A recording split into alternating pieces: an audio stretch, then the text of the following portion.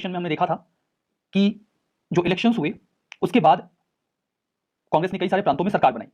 In between second world war start होता है और सेकेंड वर्ल्ड वॉर के स्टार्ट होने पर जो ब्रिटिश गवर्नमेंट है वो यूनिलैटरली इंडिया के सेकेंड वर्ल्ड वॉर में इन्वॉल्व होने की घोषणा कर देते हैं, प्रोक्लेमेशन कर देते हैं। इससे नाराज होकर जो इंडियन नेशनल कांग्रेस की गवर्नमेंट्स प्रोविंसेस में बनी थी उन्होंने रिजाइन कर दिया। तो सेकेंड वर्ल्ड वॉर स्टार्ट होता है और आईएनसी या जो नेशनलिस्ट लीडर्स थे उसे कैसे रिस्पॉन्ड करते हैं दैट वी विल सी, हम इसे देखेंगे। लेकिन इस पर चलने से पहले कांग्रेस के अंदर कुछ डेवलपमेंट्स हो रहे थे, हम उन पर भी स्टडी कर लेते हैं।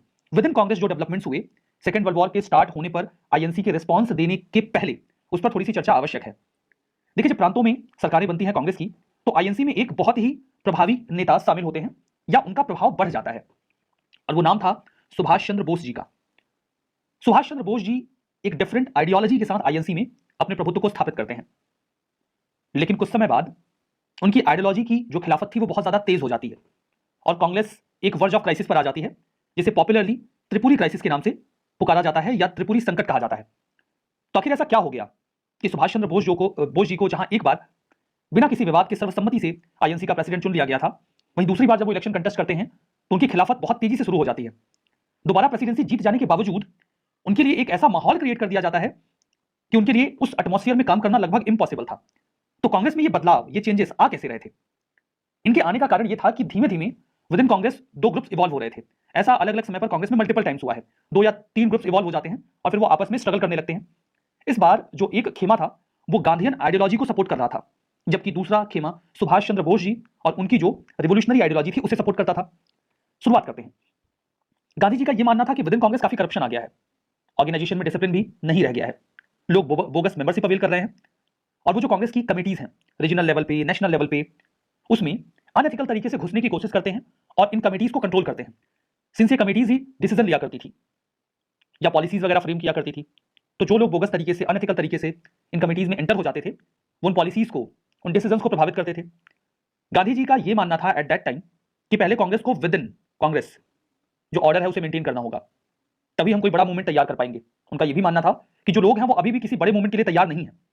जब तक ये महसूस नहीं हो जाता that people are well ready for a next big movement, Congress is well ready, तब तक हम कोई बड़ा मूवमेंट नहीं स्टार्ट करेंगे। लेकिन ये विचार तो गांधी जी के थे ना। कांग्रेस में एक और ग्रुप था जिसका यह मानना था कि स्ट्रगल जारी रहना चाहिए और लोग तैयार हैं किसी भी एक बड़े स्ट्रगल को आगे बढ़ाने के लिए। सुभाष चंद्र बोस ऐसे खेमे को लीड कर रहे थे। वो बंगाल प्रोविंशियल कांग्रेस कमेटी के प्रेसिडेंट भी थे। कांग्रेस का जो ऑर्गेनाइजेशन था उसमें रीजनल लेवल पे कमेटीज हुआ करती थी जो रीजनल इश्यूज के बेसिस पर डिसीजन वगैरह लिया करती थी। तो बंगाल की जो प्रोविंशियल कांग्रेस कमेटी थी उसके प्रेसिडेंट सुभाष चंद्र बोस जी थे। उनका जो मेन एरिया ऑफ वर्क था ऑर्गेनाइजेशन में वो ये था कि वो यंगस्टर्स को अट्रैक्ट कर रहे थे और ट्रेड यूनियन मूवमेंट को प्रोपोगेट कर रहे थे, प्रमोट कर रहे थे। वो सोशलिस्ट पॉइंट ऑफ व्यू के समर्थक थे और उनका यह मानना था कि जो वर्कर्स हैं, फार्मर्स हैं, उनके हितों का ध्यान रखा जाना चाहिए। तो वर्कर्स पर उनका फोकस काफी रहता था एज सोशलिज्म प्रोपोगेटेड, समाजवाद जैसा कि कहता है। तो वो ट्रेड यूनियन मूवमेंट को भी बहुत ज्यादा समर्थन दे रहे थे। क्योंकि यंग लीडर थे, जवाहरलाल नेहरू जी से काफी छोटे भी थे, दैट्स वाई ये काफी ज्यादा यंगस्टर्स के बीच में पॉपुलर भी हो रहे थे। वो गांधी जी के विचारों से एग्रीड नहीं थे और जो कई सारे कांग्रेस लीडर्स थे जिनका विचार गांधी जी के साथ था वो उनके विचारों के साथ अपनी सहमति नहीं रखते थे। उनका यह मानना था that India should launch a violent struggle against British power और हमें उन्हें सत्ता से उखाड़कर फेंक देना चाहिए। इन बिटवीन देखिए, अगर हम देखें कि सुभाष चंद्र बोस जी कैसे प्रोमिनेंस अवेल करते हैं विद इन आईएनसी, तो आपको याद होगा when we were discussing Nehru report, जब हम चर्चा नेहरू रिपोर्ट के ऊपर कर रहे थे, तो जब मोतीलाल नेहरू जी एक सर्वदलीय बैठक में एक पूरा कॉन्स्टिट्यूशन इंडिया के लिए ड्राफ्ट करते हैं जिसमें यह कहा जाता है दैट इंडिया को डोमिनियन स्टेटस दिया जाए। इस बात का दो लोगों ने पुरजोर विरोध किया था, एक थे जवाहरलाल नेहरू और दूसरे थे सुभाष चंद्र बोस। तो आईएनसी में जो उनका एक्टिव पार्टिसिपेशन था वो वहीं से स्टार्ट हो जाता है जब वो खुलकर नेहरू रिपोर्ट का विरोध करते हैं। नेहरू जी के साथ ही साथ बोस जी का भी यह मानना था कि हमारा टारगेट तो फुल इंडिपेंडेंस का है, ये बीच में डोमिनियन स्टेटस की बात कहां से आ गई। इन बिटवीन इन्होंने एक इंडिपेंडेंट लीग के फॉर्मेशन की भी घोषणा कर दी थी। तो ऐसा प्रश्न अगर आता है कि इंडिपेंडेंस लीग किसने बनाई थी, तो आपको यह नाम पता होना चाहिए दैट सुभाष चंद्र बोस जी ने इस लीग को तैयार किया था जिसका फोकस फुल इंडिपेंडेंस को अवेल करना था।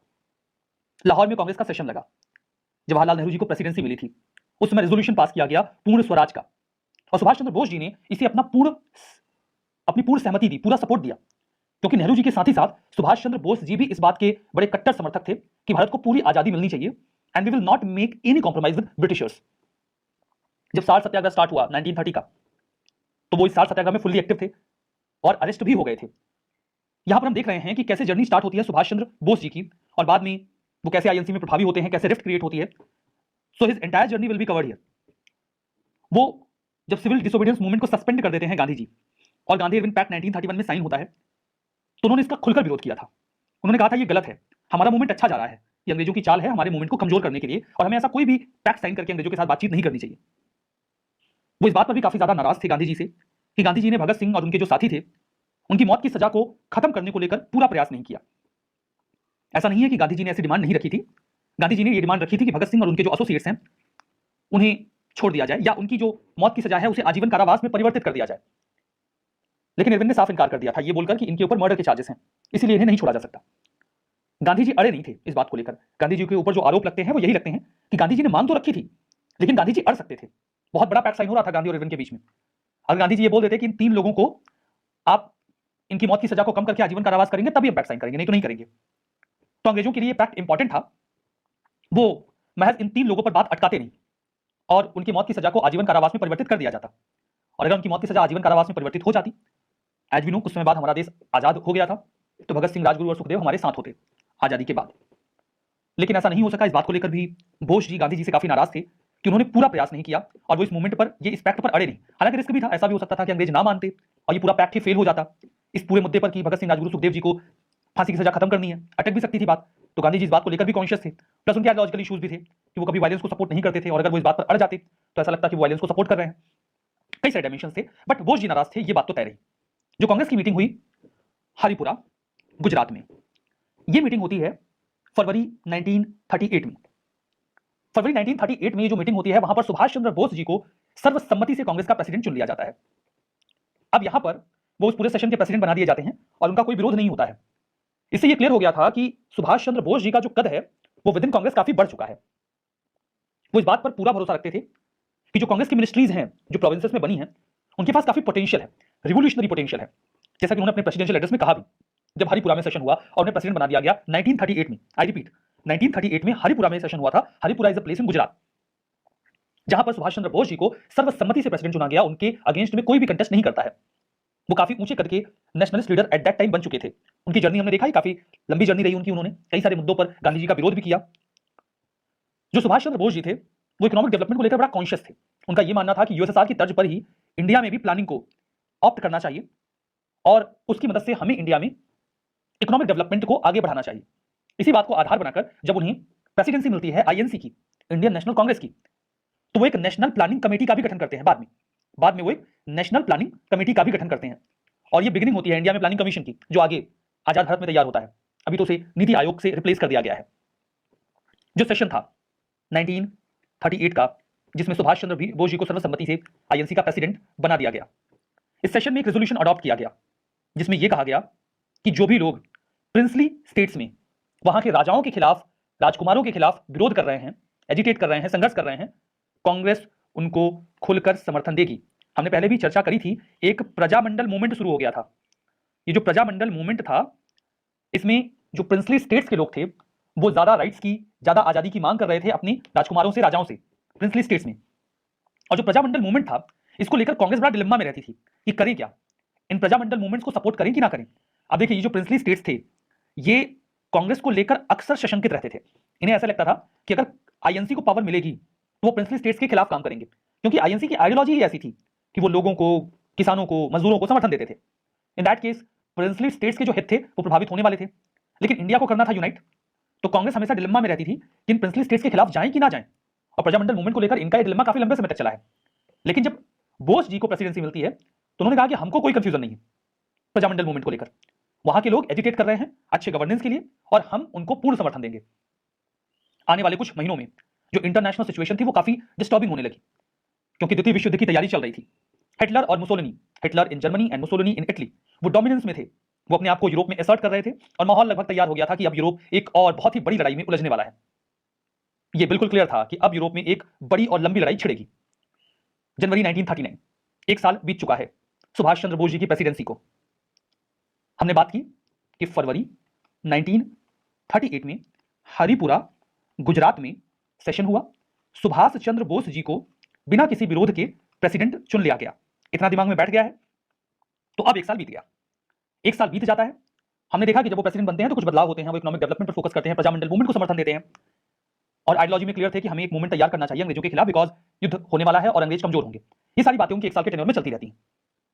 अब आता है जनवरी 1939, एक साल कंप्लीट होने वाला था और एक महीने बाद फिर से कांग्रेस के प्रेसिडेंट के लिए इलेक्शन होता। सुभाष चंद्र बोस जी ने मन बनाया कि वो एक बार फिर से कांग्रेस की प्रेसिडेंसी के लिए कंटेस्ट करेंगे, क्योंकि जो प्लान्स उन्होंने पिछले एक साल में बनाए थे उन्हें जारी रखने के लिए, उन्हें कंटिन्यूएशन में रखने के लिए जरूरी था कि उन्हें एक बार प्रेसिडेंसी और मिले। That was important. तो सुभाष चंद्र बोस जी ने यह डिक्लेयर किया कि 1939 में अगेन वो कांग्रेस की प्रेसिडेंसी के लिए कंटेस्ट करेंगे। ब्रिटिश गवर्नमेंट बड़ी कॉन्शियस थी इस बात को लेकर, क्योंकि कांग्रेस इंडिया का एक बड़ा ऑर्गेनाइजेशन था। उसका प्रेसिडेंट कांग्रेस की पॉलिसीज तैयार करता था जो पूरे भारत को प्रभावित करती थी और उसका प्रभाव सीधे सीधे अंग्रेजों पर भी पड़ता था। तो ब्रिटिश गवर्नमेंट काफी ज्यादा इंटरेस्ट ले रही थी। इसका रीजन ये था कि खेमे तैयार हो रहे थे यूरोप में। एक और एक्सिस पावर्स आ रही थी, एक्सिस पावर्स में प्रोमिनेंटली इटली, जर्मनी, जापान तैयार हो रहे थे। अभी लड़ाई शुरू नहीं हुई है, माहौल बन रहा है। और दूसरी ओर मित्र देश थे। यह साफ था कि जो सुभाष चंद्र बोस जी का झुकाव है वो एक्सिस पावर्स की ओर होगा बिकॉज ऑफ हिज आइडियोलॉजी। ये सोचने का तरीका है। आप जीएस पेपर 4 एथिक्स में पढ़ते हैं कि आपकी जो विचारधारा है, जो आपकी आइडियोलॉजी है, वो आपको प्रिडिक्टेबल बनाती है। पता किया जा सकता है कि आपका विचार किस प्रकार का होगा। बिल्कुल वैसा ही था। अंग्रेजों को यह बात पता थी कि सुभाष चंद्र बोस जी जो हैं वो अपना झुकाव एक्सिस पावर्स की ओर लगाएंगे। हमने देखा था कि जर्मनी में तब तक ज्यूज का प्रोसिक्यूशन भी स्टार्ट हो गया था हिटलर के द्वारा, और मुसोलिनी ने भी इटली में अपनी डिक्टेटरशिप स्टार्ट कर दी थी। गांधी जी जो कुछ ज्यूज के साथ जर्मनी में हो रहा था उस बात को लेकर डेफिनेटली खुश नहीं थे, क्योंकि वो कभी भी हिंसा का समर्थन नहीं करते थे। लेकिन बोस जी के साथ ऐसी कोई दिक्कत नहीं थी। तो बात समझिए, जो कुछ जर्मनी में हो रहा था वो इंडिया की पॉलिटिक्स को भी प्रभावित कर रहा था। इन आइडियोलॉजिकल इश्यूज की वजह से अब रिफ्ट क्रिएट होने लगी। यहां पर इमेज में आपको दो लोग दिख रहे हैं, सुभाष चंद्र बोस जी और गांधी जी। अब इन दोनों लोगों के बीच में भी एक रिफ्ट तैयार हो गई आइडियोलॉजिकल इश्यूज पर। दिसंबर 1938, एक दो महीने पहले चलते हैं। बोस जी ने एक मीटिंग में, एक उनकी मीटिंग हुई थी जहां पर जर्मनी की जो नाजी पार्टी थी उसके दो रिप्रेजेंटेटिव्स आए थे। यहां पर बोस जी ने नाजीज से और हिटलर रिजीम से यह कहा कि जो इंडियंस जर्मनी में रह रहे हैं आप उनको इंसल्ट मत करिए। यू कैन अंडरस्टैंड कि बोस जी इंडियंस के इंटरेस्ट को लेकर कीन थे in Germany, and for that he was negotiating with Hitler. अब इस बात से यह तो क्लियर हो रहा था धीमे धीमे कि बोस जी को हिटलर से कुछ खास दिक्कत नहीं है। उनका यह कहना था कि साम्राज्यवाद और उपनिवेशवाद, इंपीरियलिज्म और कोलोनियलिज्म दोनों एक ही सिक्के के दो पहलू हैं, दोनों ही एक्सप्लॉयटेटिव हैं। तो हम एक को समर्थन करेंगे दूसरे को नहीं, इसका कोई मतलब नहीं बनता। मतलब कोलोनियलिज्म जिसे रिप्रेजेंट करती थी ये ब्रिटेन, फ्रांस, और इंपीरियलिज्म जिसकी ओर आगे बढ़ रहे थे जर्मनी और जापान, उन्होंने कहा दोनों ही एक जैसे हैं। तो ये ब्रिटेन वाले अच्छे हैं, जर्मनी वाले बुरे हैं, ये सब मतलब की बातें नहीं है। तो उनका ये कंसर्न था कि इंडियंस का जो इंटरेस्ट है वो सिक्योर रहना चाहिए। तो इससे ब्रिटिशर्स भी इस बात को लेकर क्लियर हो गए कि सुभाष चंद्र बोस जी का झुकाव है जर्मनी की तरफ, और गांधी जी को भी इस बात का क्लैरिफिकेशन मिल गया था। जब ये दिसंबर में मीटिंग होती है 1938 में, 1938 के फरवरी में चुने गए थे। ये टाइम लाइन थोड़ा दिमाग में रहती है ना, तो चीजें पिक्चराइज होती रहती है, दिक्कत नहीं होती है। 1939 में सेकंड वर्ल्ड वॉर स्टार्ट होने वाला है, उसके पहले का सब कुछ ये पूरा बवाल चल रहा है। तो 1938 के दिसंबर में ये मीटिंग हुई और 1939 के फरवरी में चुनाव होने वाला है, यानी कि 3 महीने बाद। और जनवरी में उन्होंने डिक्लेयर किया कि मैं तो अब चुनाव लड़ूंगा वापस से। लेकिन इंडिया में नाजीज को लेकर अच्छी इमेज नहीं थी। कांग्रेस में भी लोग नाजीज को पसंद नहीं करते थे because of their persecution towards Jews. मतलब वो अपनी हार का बदला लेना चाहते हैं, वो अंग्रेजों के साथ लड़ाई लड़ना चाहते हैं। दैट इज ओके, उसमें भारतीयों को कभी कोई दिक्कत नहीं थी, भाई लड़ो, आपके अधिकार छीने गए हैं, आप लड़ो। लेकिन कॉन्सेंट्रेशन कैंप्स बना के लोगों को मारो, इसे तो इंडियंस कभी भी पसंद नहीं करेंगे। और जिस तरीके से वो डेमोक्रेसी या फिर सोशलिस्ट आइडियाज को बिल्कुल एलिमिनेट कर रहे थे, इस बात को लेकर भी भारतीयों में नाराजगी थी। अब देखिए, हिटलर और मुसोलिनी ये यूरोप में इतने आगे बढ़ पाए, इसको लेकर एक रीजन खुद ब्रिटेन, फ्रांस भी थे। इसका रीजन ब्रिटेन और फ्रांस कैसे थे? रशिया में सोशलिज्म आ गया था और ये धीमे धीमे दुनिया के अन्य देशों में फैल रहा था। इस बात को लेकर ब्रिटेन, फ्रांस काफी कॉन्शियस थे। वो नहीं चाहते थे कि सोशलिज्म पूरी दुनिया में फैल जाए। जो नाजिज्म की फिलॉसफी थी वो कैपिटलिज्म के भी खिलाफ थी और सोशलिज्म के भी खिलाफ थी। लेकिन जो उनका फर्स्ट लाइन कन्फ्रंटेशन हो रहा था वो सोशलिज्म के खिलाफ हो रहा था। तो ब्रिटेन, फ्रांस को ऐसा लगता था कि अगर ये नाजिज्म की फिलॉसफी सोशलिज्म के साथ टक्कर में रहेगी, समाजवाद के साथ भिड़ जाएगी, तो चूंकि ये पावरफुल है तो ये समाजवाद को खत्म कर देगी। इसके बाद हम नाजिज्म को देख लेंगे। तो ये लोग कहीं ना कहीं अपीजमेंट की पॉलिसी अपना रहे थे नाजी जर्मनी और इटली को लेकर। या नाजिज्म तो देखिए वहां की पार्टी थी, हम कह देते हैं, चूंकि ये पॉलिसी उनके द्वारा ऑप्ट की गई थी, जो कोर फिलॉसफी थी वो तो फासिज्म की थी। नाजी पार्टी ने फासिज्म की पॉलिसी को अपनाया था, इसीलिए उनकी पॉलिसी को समटाइम्स नाजिज्म कह दिया जाता है। कोर फिलॉसफी फासिज्म की थी। तो जो फासिज्म था, देखिए फासिज्म का मतलब क्या होता है मैं आपको बता देता हूं बिल्कुल ब्रीफ में। अब बात चल रही है तो समझ लीजिए, क्योंकि हिस्ट्री में भी कॉन्सेप्चुअल क्वेश्चंस आते हैं और हमें ये आइडियोलॉजिकल इक्वेशंस नहीं पता होते ना, तो बड़ी दिक्कत हो जाती है, हम लिख नहीं पाते, इतिहास में भी नहीं लिख पाते। फासिज्म फैसियो वर्ड से मिलकर बना है। फैसियो का मतलब होता है लकड़ी का गट्ठर और कुल्हाड़ी। लकड़ी का जो गट्ठर है ये यूनिटी का प्रतीक है, यूनिटी मतलब संगठन, और ये जो कुल्हाड़ी है ये माइट का प्रतीक है, पावर का प्रतीक है, यानी कि शक्ति। तो जो फासिस्ट आइडियोलॉजी है उसका ये मानना था कि शक्ति और संगठन के आधार पर आप कुछ भी कर सकते हैं, आप संगठित हैं, यूनाइटेड हैं एंड हैव पावर, आप दुनिया में कुछ भी कर सकते हैं। So that was ideology of fascism. तो शुरू में तो ये अंग्रेजों ने नाजी जर्मनी और फासी इटली को बढ़ने दिया, इन्हें ऐसा लगता था कि ये सोशलिज्म के साथ कन्फ्रंट करेंगे, लेकिन बाद में ये कैपिटलिज्म के साथ ही कन्फ्रंटेशन में आ गए। लेकिन इंडिया के लोगों को इससे दिक्कत थी और बोस जी ने मीटिंग कर ली। तो बोस जी से विद इन कांग्रेस भी कई सारे लोग नाराज हो गए कि आप नाजी से कैसे बात कर रहे हो। हालांकि बोस जी ने इस मुद्दे पर बात नहीं की थी कि हाँ आप वहां पे क्या कर रहे हो, आप अंग्रेजों से कैसे लड़ रहे हो, आप डेमोक्रेसी को बढ़ावा दे रहे हो कि नहीं दे रहे हो, आप सोशलिस्ट आइडियाज का विरोध क्यों कर रहे हो, जबकि वो एक सोशलिस्ट थे। लेकिन उन्होंने ऐसे मुद्दों पर बात नहीं करी थी। उनका बात करने का जो कोर इशू था वो सिर्फ इतना था कि भाई आपके यहाँ इंडियंस को इंसल्ट नहीं किया जाना चाहिए, उन्हें प्रोसिक्यूट नहीं किया जाना चाहिए। उनकी बात नाजी से सिर्फ इस मुद्दे पर हुई थी। लेकिन विद इन कांग्रेस उनसे बहुत सारे लोग नाराज हो चुके थे और जो उनकी आइडियोलॉजी थी लेफ्ट की या सोशलिज्म की, उससे गांधी जी अक्सर खुश नहीं रहते थे।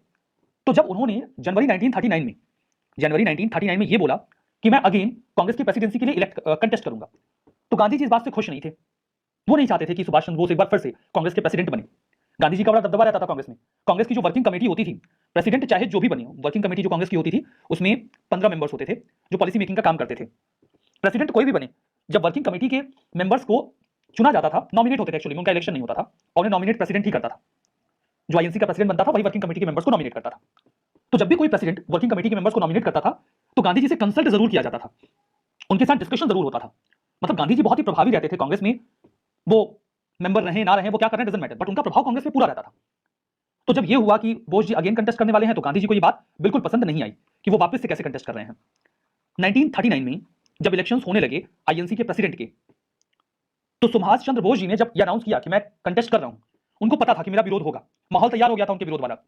जो उनकी मीटिंग हुई नाजी जर्मनी के रिप्रेजेंटेटिव से, जो उनकी आइडियोलॉजी थी, जो उनका सोशलिज्म को समर्थन था, इस बात को लेकर ही वाज वेल अवेयर कि मेरा विरोध होने वाला है। लेकिन सुभाष चंद्र बोस जी ने कहा कि मैं new ideas, new ideologies, new problems and new programs को रिप्रेजेंट करूंगा। ये लाइन जो कोट की गई है ये उनका स्टेटमेंट था, that I will represent new ideas, ideologies, problems and programs, जो कि प्रोग्रेसिव शार्पनिंग करेगा जो इंडिया में एंटी इंपीरियलिस्ट स्ट्रगल है उसका, जो मेरा स्ट्रगल है इन साम्राज्यवादियों के खिलाफ, वो और तेज होगा जो मैं नए जो आइडियाज वगैरह यहां पर इंट्रोड्यूस करूंगा उसकी मदद से। तो ऐसा नहीं कि सुभाष चंद्र बोस जी को ये नहीं पता था कि मेरा विरोध होने वाला है, वो वेल अवेयर कि मेरा विरोध तो होना ही होना है। बाय दिस टाइम, इस समय तक नेहरू जी कहां थे? नेहरू जी और सुभाष चंद्र बोस जी का बड़ा साथ रहता था पहले, और बोस जी की तरह ही नेहरू जी भी गांधी जी के विचारों से बहुत ज्यादा सरोकार नहीं रखते थे। लेकिन यहां पर अंतर था नेहरू जी में और बोस जी में। नेहरू जी कभी भी खुलकर गांधी जी का विरोध नहीं करते थे, जबकि सुभाष चंद्र बोस जी ऐसे इक्वेशंस नहीं समझते थे। वो अपने थॉट्स में बहुत क्लियर थे, मतलब ये मेरा विचार है, मतलब है। देखिए जो कुछ हम यहां पर पढ़ रहे हैं पार्टिकुलर सेट ऑफ इवेंट्स के बेसिस पर आप किसी को जज करने का प्रयास मत करिएगा कि गांधी जी अच्छे थे, सुभाष चंद्र बोस बुरे थे, या सुभाष चंद्र बोस बहुत अच्छे थे, गांधी जी बुरे थे। दोनों ही ग्रेट नेशनलिस्ट लीडर्स रहे हैं। इस बात का एहसास आपको तब हो जाएगा जब मैं थोड़ा सा और मीन्स ओवरटोन लूंगा। अभी हम बात करेंगे गांधी जी और नेहरू जी की आइडियोलॉजीज के बारे में। You will get an idea कि दोनों ही लीडर्स बहुत ही ग्रेट थे। तो नेहरू जी थे, जब ये पूरा बवाल चल रहा था, बोस जी को समझ में आ रहा था कि भाई इस बार तो विरोध होना है, तो नेहरू जी तो छुट्टी पे गए हुए थे यूरोप में। लेकिन 1938 के एंड में वो वापस आ गया। तब तक ये माहौल बन गया था कि हाँ नेहरू जी कंटेस्ट करेंगे। फिर 1939 के बिगिनिंग में जब ये नेहरू जी नहीं बोस जी कंटेस्ट करेंगे, जब बोस जी ने ये बोला कि मैं कंटेस्ट कर रहा हूं इलेक्शन 1939 में भी, हमें पता था गांधी जी को अच्छा लगा नहीं था। तो गांधी जी ने ये कहा सुभाष उनसे नेहरू जी से कि सुभाष चंद्र बोस जी के खिलाफ आप इलेक्शन कंटेस्ट कर लीजिए। अब आपको पता है कि नेहरू जी का और सुभाष चंद्र बोस जी का बड़ा याराना रहता था। दोनों के विचार भी सोशलिज्म के काफी मिलते जुलते थे, इसी वजह से दोनों एक दूसरे को काफी रेस्पेक्ट भी करते थे। तो नेहरू जी ने साफ मना कर दिया, बोले कि सुभाष बाबू के खिलाफ तो मैं इलेक्शन कंटेस्ट नहीं कर सकता, कोई और होता तो मैं सोच सकता था। सुभाष चंद्र बोस जी और नेहरू जी एक दूसरे की बहुत रेस्पेक्ट करते थे। यू कैन सी कि गांधी जी की बात को नेहरू जी टाल रहे हैं। गांधी जी की बात को यूजुअली कोई टालता नहीं था, लेकिन यहां पर गांधी जी की बात को नेहरू जी सिर्फ इस वजह से टाल दे रहे हैं क्योंकि वो सुभाष चंद्र बोस के खिलाफ कंटेस्ट नहीं करना चाहते थे। उन्होंने मना कर दिया। उन्होंने कहा देखिए सुभाष बाबू हैं, मैं तो उनके खिलाफ नहीं खड़ा हो सकता, आप मौलाना आजाद से क्यों नहीं पूछ लेते, क्या पता वो इलेक्शन कंटेस्ट कर ले सुभाष बाबू के खिलाफ। तो गांधी जी मौलाना आजाद के पास गए, उन्होंने कहा कि आप ही इलेक्शन कंटेस्ट कर लीजिए, मैं नहीं चाहता कि सुभाष बाबू जीते। लेकिन सुभाष चंद्र बोस की बहुत रेस्पेक्ट थी विद इन कांग्रेस। ठीक है, लोग उनकी आइडियोलॉजी से सरोकार नहीं रखते थे। मौलाना आजाद ने भी सुभाष चंद्र बोस के खिलाफ इलेक्शन कंटेस्ट करने से मना कर दिया। बोले कोई और खड़ा होता तो मैं विचार करता, बोस बाबू के खिलाफ तो मैं नहीं कंटेस्ट करूंगा। जैसे जैसे लोग बोस जी के खिलाफ इलेक्शन कंटेस्ट करने से मना करते जा रहे थे, गांधी जी बोस जी से और चढ़ते जा रहे थे। उन्होंने फिर वो पट्टाभी सीतारामैया जी के पास गए, जो कि आंध्र प्रदेश के बहुत ही प्रोमिनेंट लीडर थे। उन्होंने कहा ऐसा करिए, आप कंटेस्ट कर जाइए। काफी प्रॉक्सिमिटी थी गांधी जी की पट्टाभी सीतारामैया जी के साथ। पट्टाभी सीतारामैया जी मना नहीं कर पाए। उन्होंने कहा ठीक है, जीतेंगे या हारेंगे, आपने कहा है तो कंटेस्ट करेंगे। अब दो पोल बन गए। गांधी जी ने, सोचिए गांधी जी कितने ज्यादा इस बात को लेकर कॉन्शियस थे कि नहीं मुझे किसी न किसी को तो इनके खिलाफ खड़ा करना है। पिछली बार ये सर्वसम्मति से जीते थे, इस बार इनको नहीं जीतने देना है। गांधी जी बिल्कुल प्रतिबद्ध हो गए थे। पट्टाभी सीतारामैया जी को उन्होंने कंटेस्ट करवा दिया। कोई प्रोमिनेंट लीडर जो बहुत, जैसे मौलाना आजाद जी, नेहरू जी, बहुत ही प्रोमिनेंट लीडर थे कांग्रेस में, उन सभी लोगों ने सुभाष चंद्र बोस के खिलाफ इलेक्शन कंटेस्ट करने से मना कर दिया था। जब पट्टाभी सीतारामैया खड़े हो जाते हैं इलेक्शन में सुभाष चंद्र बोस जी के खिलाफ, मतलब एक ऐसा कैंडिडेट जिसे बैकिंग किसकी है, गांधी जी की, अब बोस जी सत्ते में आ गए। उन्हें लगा कि जीतना मुश्किल है। तो वो नॉट श्योर कि इस बार उनकी जीत होगी या नहीं होगी, क्योंकि गांधी जी के बहुत ज्यादा सपोर्टर्स थे विद इन कांग्रेस। अब गांधी जी की बैकिंग पट्टाभी सीतारामैया को थी, तो ये तो तय था कि पट्टाभी सीतारामैया को एक बहुत बड़ा सपोर्टर बेस मिल जाएगा बिकॉज ऑफ गांधी जी, और उनका खुद का भी सपोर्ट बेस था ही। लेकिन ऐसा नहीं था कि कांग्रेस में सुभाष चंद्र बोस जी के सपोर्टर्स नहीं थे। जो भी सोशलिस्ट थे, लेफ्ट आइडियोलॉजी के लोग थे, वो तो सपोर्ट करते थे सुभाष चंद्र बोस जी को। तो अब जो लड़ाई होने वाली थी वो टक्कर की होने वाली थी। अब ऐसा नहीं था कि सुभाष चंद्र बोस जी बड़ी आसानी से जीत जाएंगे। 29 जनवरी 1939 को इलेक्शन के रिजल्ट आ गए। जनवरी में इलेक्शन हुआ और रिजल्ट आ गए जनवरी के अंत में 1939 में। सुभाष चंद्र बोस जी जीत चुके थे, लेकिन ये एक तरफा जीत नहीं थी। सुभाष चंद्र बोस जी को 1580 वोट्स मिले थे, जबकि पट्टाभी सीतारामैया जी को 1377 वोट्स मिले थे। मतलब वोट्स का अंतर बहुत कम था, महज 200 वोट्स के अंतर पर सुभाष चंद्र बोस जी जीत गए। उनके जीतने का कारण वही था क्योंकि उन्हें कांग्रेस, सोशलिस्ट पार्टी और जो कम्युनिस्ट थे उनका फुल सपोर्ट मिल गया, और इनके सपोर्ट की वजह से सुभाष चंद्र बोस जी एक बार फिर से 1939 में दोबारा कांग्रेस के प्रेसिडेंट बन गए। क्लियर हो रहा है नहीं? पहली बार 1938 में बने थे बिना किसी विरोध के, 39 में पट्टाभी सीतारामैया जी उनके खिलाफ खड़े हुए, लेकिन वो वापस से जीत गए। क्लियर हो रहा है? स्टोरी फॉर्म में दिमाग में रखेंगे, लिखने में दिक्कत नहीं होगी, that I can assure you. Gandhi ji definitely खुश नहीं हुए होंगे।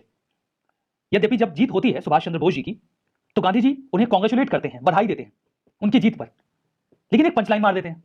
कहते क्या है कि पट्टाभी की जो हार है वो मेरी हार है। ऑब्वियसली आपकी हार है, आप ही ने तो खड़ा किया था, तो उनकी हार आपकी हार तो होगी। लेकिन ये पंचलाइन खतरनाक थी कि पट्टाभी की हार मेरी हार है, क्योंकि अगर किसी कैंडिडेट के हार जाने के बाद भी दूसरा खेमा खुलकर हार को स्वीकार ना करे तो इससे तय था कि रफ्ट क्रिएट होगी।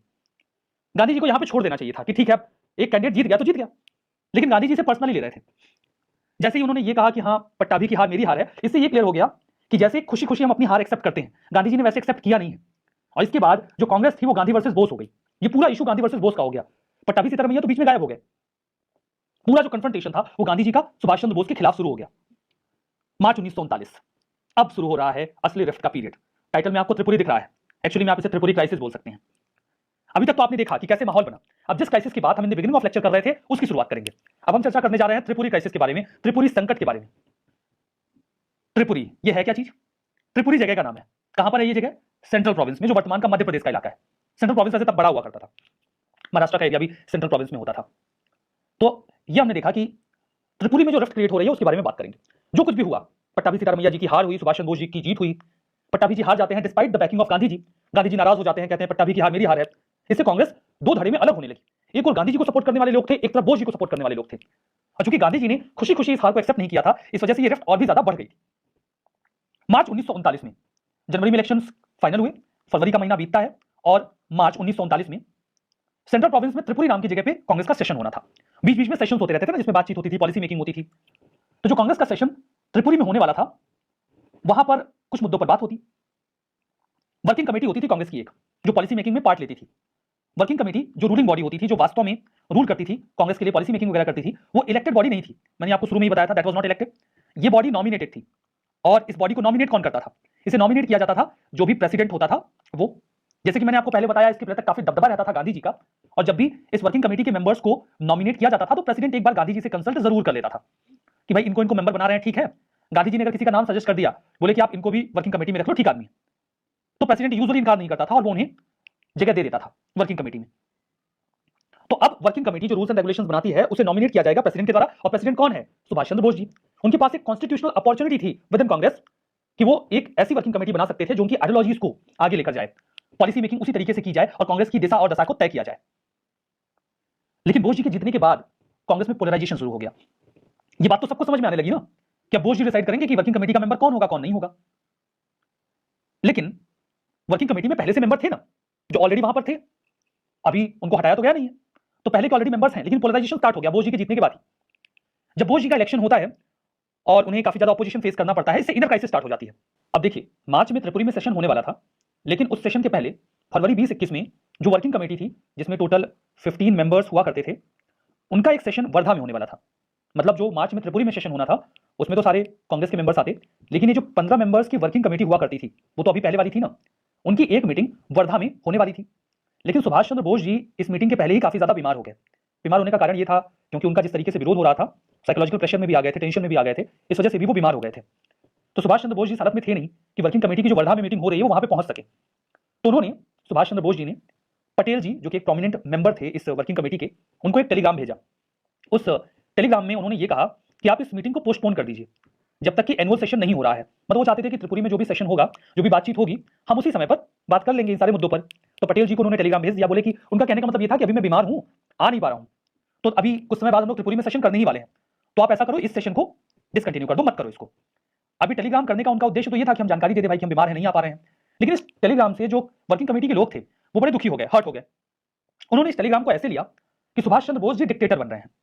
डिक्टेटर बनने का मतलब ये है कि ठीक है, आप टेलीग्राम में ये लिख सकते थे कि मैं नहीं आ पा रहा हूं, आप लोग बातचीत करके देख लो क्या डिसीजन लेना है। लेकिन उन्होंने ये नहीं कहा, उन्होंने तो ये कह दिया कि मीटिंग ही मत करो। इसका मतलब ये है कि वो ये चाहते ही नहीं है कि अगर वो नहीं है तो कांग्रेस का नॉर्मल फंक्शन भी होता रहे। वो तो अपनी एब्सेंस में चाहते हैं कि वर्किंग कमेटी काम ही ना करे, जबकि वो ये कह सकते थे कि आप लोग देख लीजिए वर्धा में जो मीटिंग करने वाले हैं कर लीजिए, मैं तो बीमार हूं, नहीं आ पा रहा हूं, जो डिसीजन वगैरह आपको लेना है ले लीजिए, मुझे भी इन्फॉर्म कर दीजिएगा। वो ये बोल सकते थे, बट उन्होंने ये कह के ये बोला कि मीटिंग अभी टाल दो। तो इससे कांग्रेस के जो वर्किंग कमेटी के मेंबर्स थे, पटेल जी, ये लोग काफी नाराज हो गए।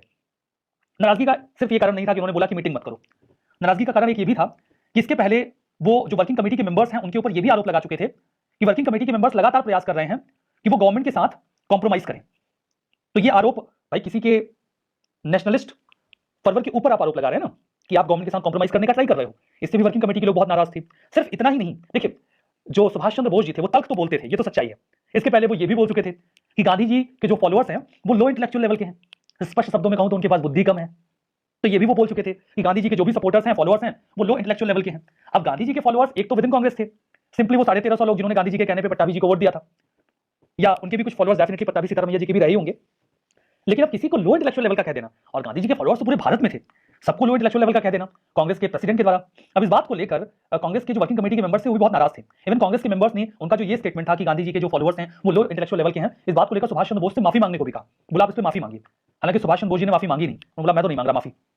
बोले जो बात सही है वो सही है। अब बात सही तो खैर नहीं थी, हम किसी को भी लो इंटेलेक्चुअल लेवल का तो नहीं बोल सकते, बट कहने का मतलब ये है कि कई सारी वजहों से जो कांग्रेस के लोग थे वो सुभाष चंद्र बोस जी से नाराज थे। नॉट जस्ट आइडियोलॉजीज, वो तीखा बोलते भी थे कि आप गवर्नमेंट के साथ कॉम्प्रोमाइज कर रहे हो, आप लो इंटेलेक्चुअल लेवल के हो, या मैं नहीं आ रहा हूं तो मीटिंग टाल दो। इन सभी बातों को लेकर जो वर्किंग कमेटी के मेंबर्स थे वो बहुत ज्यादा सुभाष चंद्र बोस जी से नाराज हो गए। लीडर्स को यह महसूस होने लगा कि वो एक ऐसे प्रेसिडेंट के साथ तो काम नहीं कर सकते जो उनके नेशनलिस्ट प्रिंसिपल्स को ही क्वेश्चन करता हो। रिजल्ट ये निकला कि वर्किंग कमेटी के कई सारे मेंबर्स ने रिजाइन कर दिया। स्पष्ट शब्दों में कहूं तो पटेल जी के साथ 11 और लोगों ने रिजाइन कर दिया। सिंपली 15 में से 12 लोगों ने रिजाइन कर दिया। वर्किंग कमेटी तो खत्म हो गई ना। तो हम देख रहे हैं कि सुभाष चंद्र बोस जी के साथ जो रिफ्ट है गांधी जी की, वो किस दिशा में जा रही है। वर्किंग कमेटी के मेंबर्स रिजाइन करते ही कांग्रेस में हल्ला मच गया कि नए प्रेसिडेंट के साथ तो वर्किंग कमेटी के मेंबर्स काम करने को ही तैयार नहीं है।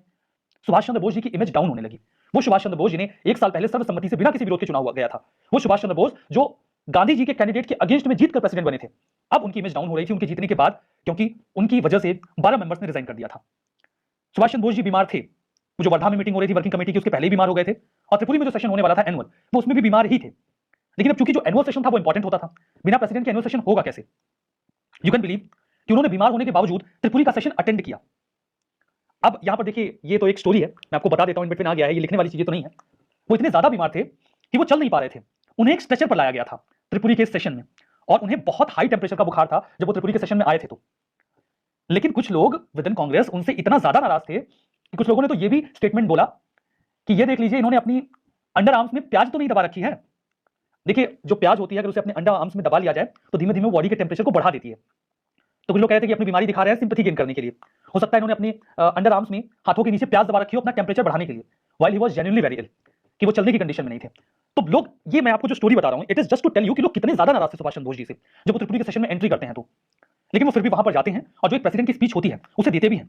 अपने प्रेसिडेंट की स्पीच में वो ये बोलते हैं कि जो इंपीरियलिस्ट वॉर है वो यूरोप में होने वाला है। तैयारी लगभग चल रही थी कि वॉर छिड़ ही जाएगा, जिस तरीके से एटीट्यूड हिटलर का और मुसोलिनी का था, इट वाज फॉर श्योर कि लड़ाई होने वाली है। तो उन्होंने अपनी प्रेसिडेंशियल स्पीच में ये बोला कि यूरोप में वॉर होने वाली है। उन्होंने ये कहा कि सबसे पहले तो मैं ये चाहता हूं कि हम सभी लोग, जो मैं बहुत लंबे समय से फील कर रहा हूं, अब हम उसे एक्सप्रेस करें। वो कहते हैं कि अब समय आ चुका है कि जो हमारी स्वराज की डिमांड है, जो हमारी नेशनल डिमांड है, वो हम गवर्नमेंट के सामने एक अल्टीमेटम के रूप में रखें। वो चाहते थे कि जब वो सेकंड टाइम प्रेसिडेंट बने हैं तो वो कुछ अच्छा करें।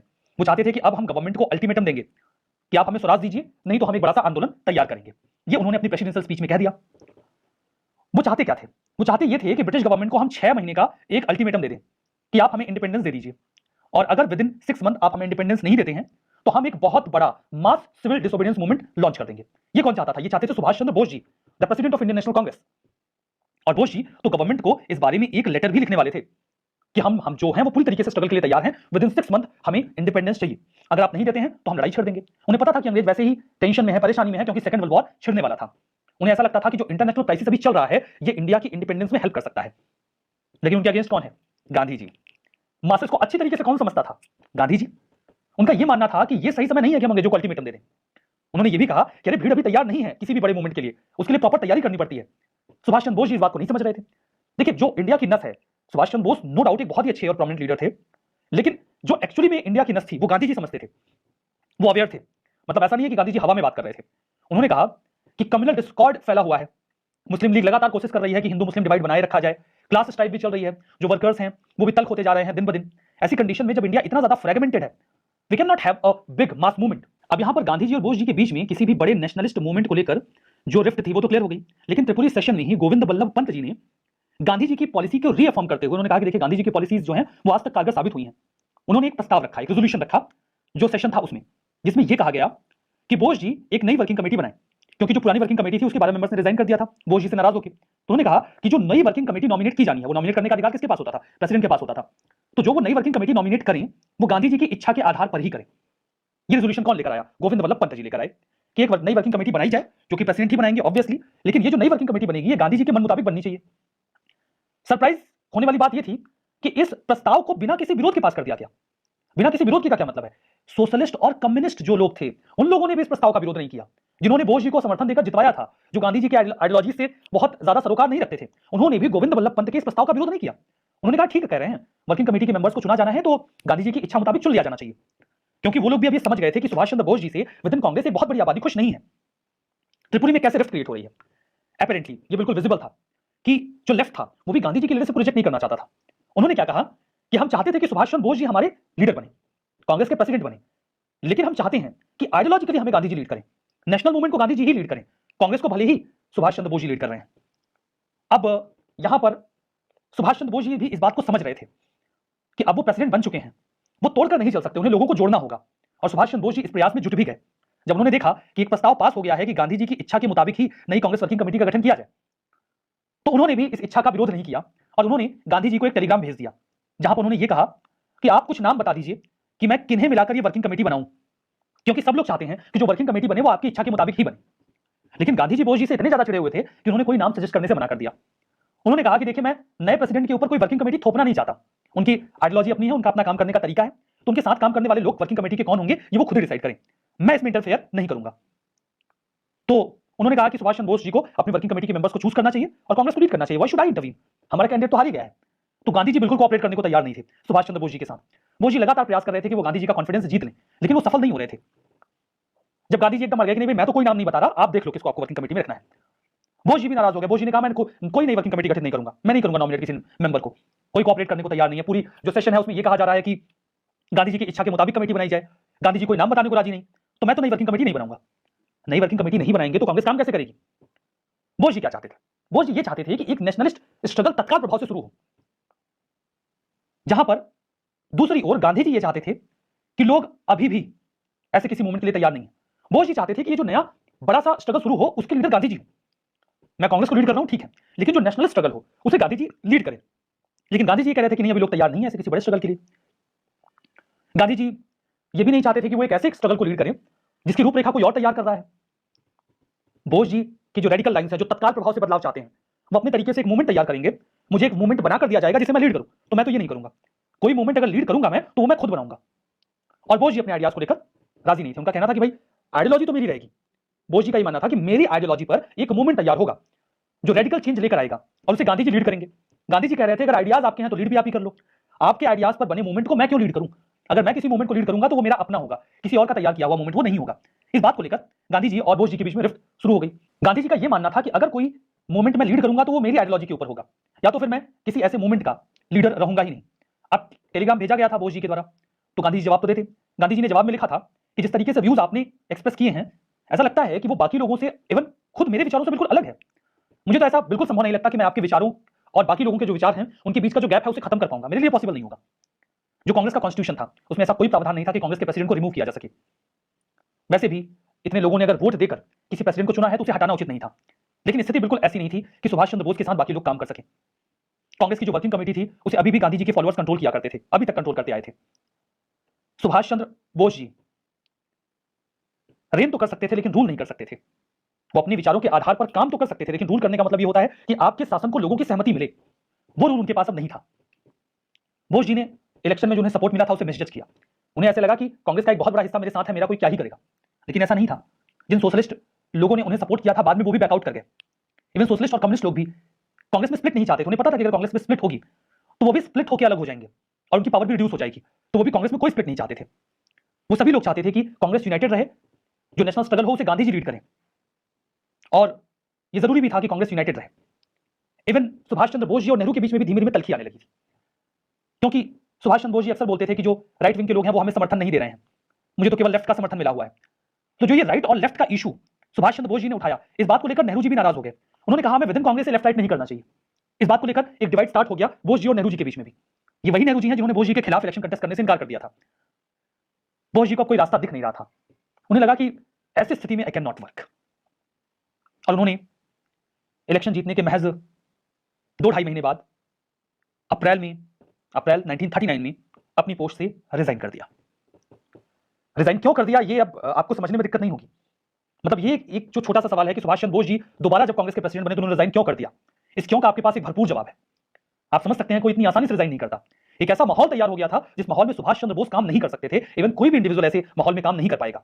सो he was compelled to resign, he was forced to resign.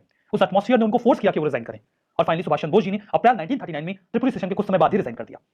नया प्रेसिडेंट तो चाहिए होगा, वापस सिलेक्शन हुआ, राजेंद्र प्रसाद जी को प्रेसिडेंट का कांग्रेस का अगेन प्रेसिडेंट बना दिया गया सुभाष चंद्र बोस जी के रेजिग्नेशन के बाद। सुभाष चंद्र बोस जी और जो उनके फॉलोअर्स थे अप्रैल में उन्होंने रिजाइन किया।